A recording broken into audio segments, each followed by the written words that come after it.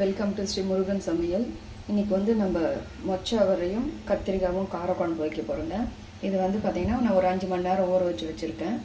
இது வந்து இப்போ வேக வச்சு எடுத்துக்கலாம். குக்கரில் ஒரு 2 விசில் வேக வச்சுக்கலாம். இதில் சேர்த்துக்கலாம். இதில் கொஞ்சம் உப்பு சேர்த்துக்கலாம்.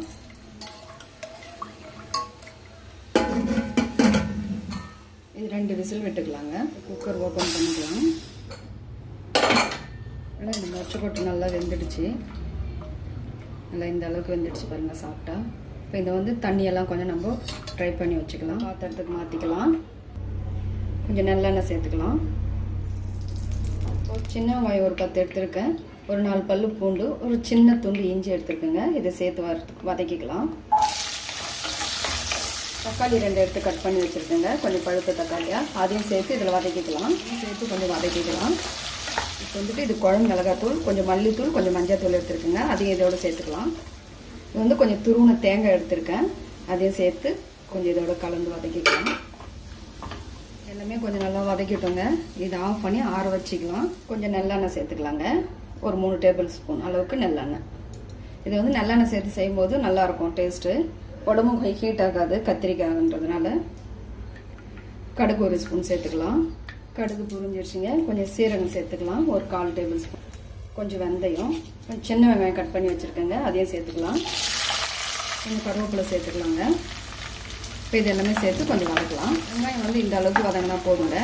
இப்போ தக்காளி சேர்த்துக்கலாம். ஒரு தக்காளி கட் பண்ணி வச்சுருக்கேங்க. அதையும் சேர்த்துக்கலாம். தக்காளி கொஞ்சம் நல்லா சாஃப்டாக வதங்கணும். இப்போ வந்து உப்பு சேர்த்துக்கலாம். உப்பு வந்து தேவையான அளவுக்கு சேர்த்துக்கலாம். கல் உப்பு சேர்த்து வதக்கும்போது தக்காளி வந்து கொஞ்சம் நல்லா ஃபாஸ்ட்டாகவே வதங்கிடுங்க. கொஞ்சம் சீக்கிரமாகவே இப்போ கொஞ்சம் வதங்கிடுச்சு. இப்போ வந்து 1/2 கிலோ கத்திரிக்காய் எடுத்து இப்போ இந்த நீல வாக்கில் இப்படி கட் பண்ணி வச்சுருக்கேன். இப்போ இதை அதோடு சேர்த்துக்கலாம். கத்திரிக்காய் வந்து நல்லா ஒரு 5 நிமிஷம் வதக்கிக்கலாங்க. இப்போ வந்து கத்திரிக்காய் வதங்கிறதுக்குள்ளே நம்ம இந்த மசாலா வதக்கி வச்சது எல்லாமே அரைச்சிட்டு வந்துடலாங்க.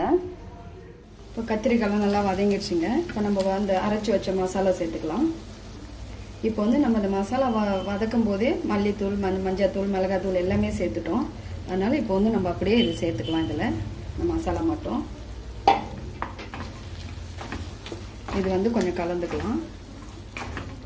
இதில் இன்னும் கொஞ்சம் தண்ணி சேர்த்துக்கலாம். வந்து இது அப்படியே கொஞ்சம் கலந்துக்கலாங்க.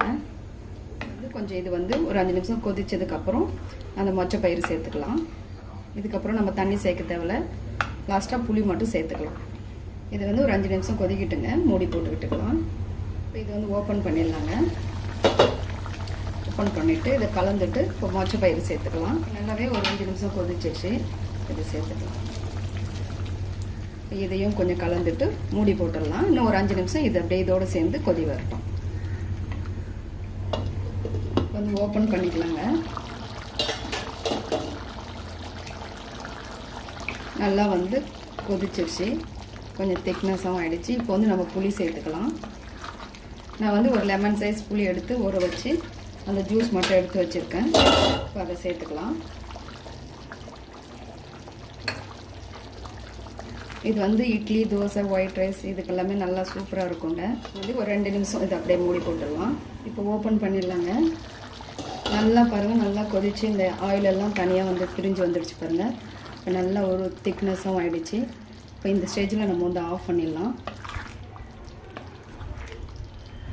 ஏன்னா ரொம்பவும் தண்ணியாக இல்லாமல் எந்த திக்னஸ் இருந்தால் போதும். ஏன்னா நம்ம வந்து இட்லி, தோசை, ஒயிட் ரைஸ்க்கு எல்லாமே இது கரெக்டாக இருக்கும். இது இப்போ ஆஃப் பண்ணிடலாம். கொஞ்சமாக கொத்தமல்லி கருவேப்பிலை மட்டும் சேர்த்துக்கலாம்.